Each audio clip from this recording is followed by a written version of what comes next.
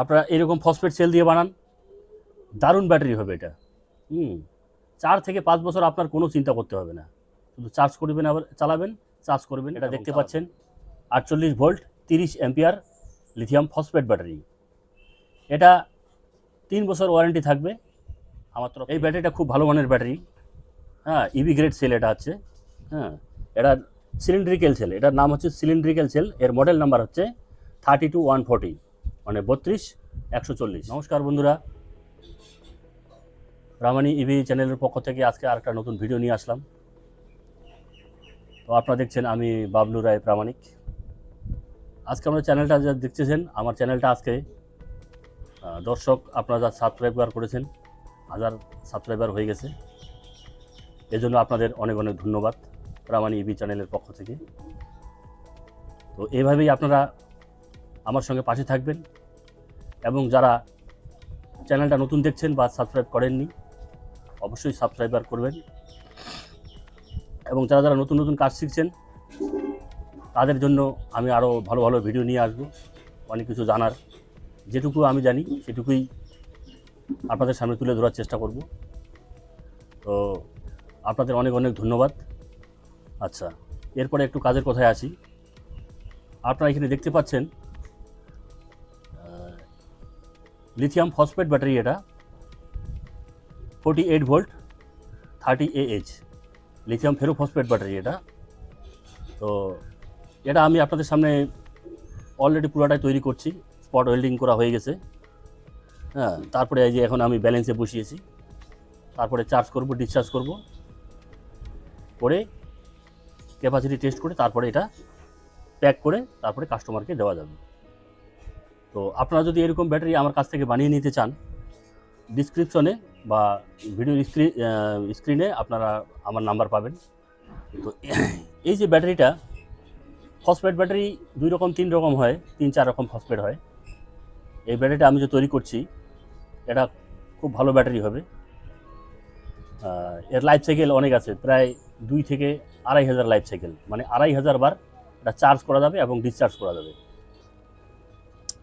আচ্ছা, যাই হোক, যে কাস্টমার, ওনার একটা স্কুটি আছে, স্কুটির একটা ব্যাটারি অলরেডি লাগানো আছে। তো ওই স্কুটিতে ব্যাটারিটা পুরানো হয়ে গেছে, যাতে 40 থেকে 45 কিলোমিটার মাইলেজ পায়।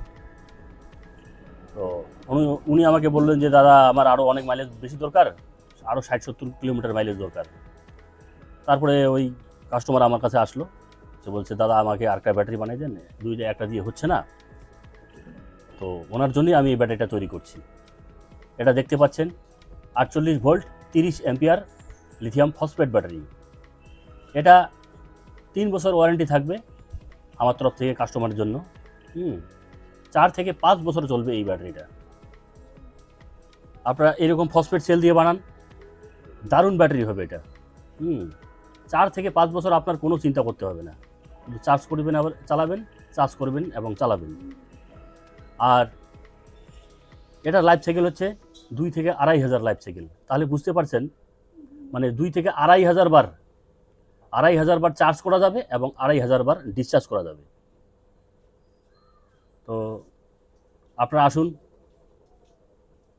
চ্যানেলটাকে যারা যারা সাবস্ক্রাইব করেননি, চ্যানেলটাকে সাবস্ক্রাইব করে দিবেন এবং আমার সঙ্গে পাশে থাকবেন।